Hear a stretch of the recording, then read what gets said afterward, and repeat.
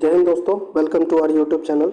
इस वीडियो में बात करने वाले हैं बीपीएससी टीआरई 3 री एग्ज़ाम का जो रिजल्ट आने वाला है वो 50% आरक्षण पर कौन से कैटेगरी की कितनी सीट बनेगी, जनरल की कितनी सीट, ईबीसी की, बीसी की, एससी, एसटी, ईडब्ल्यूएस और जो कट ऑफ में प्राइमरी टीचर के कट ऑफ में जो कमी आ रही है कितना कट ऑफ कम हो सकता है।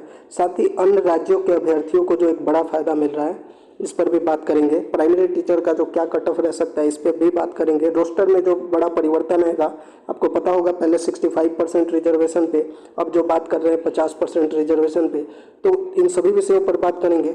लेकिन पहली बार अगर आप चैनल पर आए हैं तो जल्दी से चैनल को सब्सक्राइब कर दीजिए। तो चलिए वीडियो को शुरू करते हैं। सबसे पहले आपको मैं दिखा देता हूँ प्राथमिक विद्यालय की जो कितनी सीटें थी। पुरुष के लिए 15,359, महिलाओं के लिए 12,667, टोटल 28,026।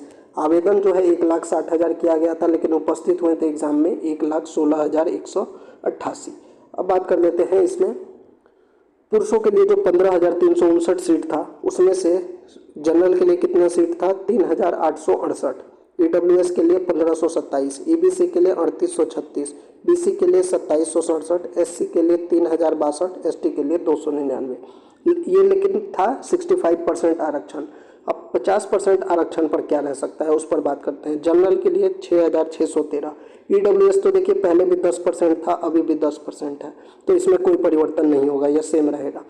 ईबीसी जो है 65% आरक्षण में था 25%, लेकिन 50% के आरक्षण में ईबीसी कितना है 18%, तो इसकी सीटें कम होगी 2,767। वहीं बीसी जो था इसमें 18% था, लेकिन इसमें कितना हो जाएगा 12%, तो ये कितना हो गया 1,844, 50% आरक्षण के हिसाब से। वहीं एससी का जो 20% था वह इसमें कितना हो जाएगा 16%, यानी कि 2,458, और एसटी जिसका कि 2% था वह इसमें हो जाएगा 1%। तो आपको पुरुषों में पता लग गया कि अब जो 50% आरक्षण पे जो रिजल्ट की बात की गई है उसमें कौन से कैटेगरी की कितनी सीट बनेगी। ये जो थी नोटिफिकेशन के अनुसार 65% के बेस पर, और ये 50%। अब महिलाओं की बात कर लेते हैं, उसके बाद कट ऑफ की बात करेंगे। तो देखिए महिलाओं के लिए कितनी सीटें थी 12,667। अब 65% आरक्षण के अनुसार 3182, ईडब्ल्यूएस का बन रहा था 1263, ईबीसी का 3161, बीसी का 2281, एससी का 2552, एसटी का 258। वहीं अगर 50% रिजर्वेशन के हिसाब से देखें तो जनरल की सीटें ऑब्वियसली बढ़ेंगी 4,995, ईडब्ल्यूएस का तो सेम रहेगा क्योंकि 10% पहले भी था अभी भी, तो 1263, इसमें कोई बदलाव नहीं।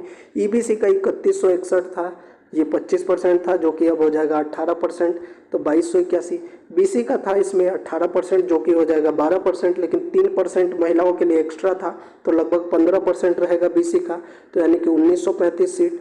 वहीं एससी कैटेगरी की महिलाओं के लिए जो 65% आरक्षण के हिसाब से था 2,522, अब हो जाएगा 2,064, और एसटी के लिए 258 से 129। इधर भी आप देख लें, ये 65% रिजर्वेशन और ये 50% रिजर्वेशन। अब मैं जो बात कर रहा था कि अन्य राज्यों के जो अभ्यर्थी हैं, बाहरी राज्यों के अभ्यर्थियों को कैसे लाभ मिल सकता है, इसकी बात कर लेता हूँ, उसके बाद फिर कट ऑफ पे जाएंगे।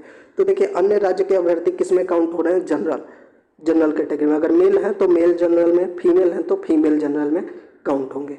अब आपको पता है सीटें अगर जनरल की बढ़ रही है तो उनके लिए अच्छे चांसेस हैं, तो यही जो है अन्य राज्यों के अभ्यर्थियों के लिए एक अच्छा न्यूज़ यही है कि जनरल की सीटें बढ़ रही हैं तो उनके लिए सीटें भी बढ़ रही हैं, और साथ ही जनरल वालों के लिए भी थोड़ी अच्छी न्यूज़ है कि उनकी सीटें बढ़ रही हैं।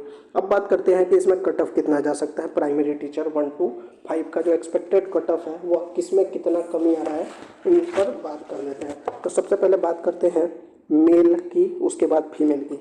जनरल मेल कैटेगरी में जो कट ऑफ है वह जो है 76 to 78 जाने की उम्मीद है, जो कि पहले 85 या 90 बता रहे थे।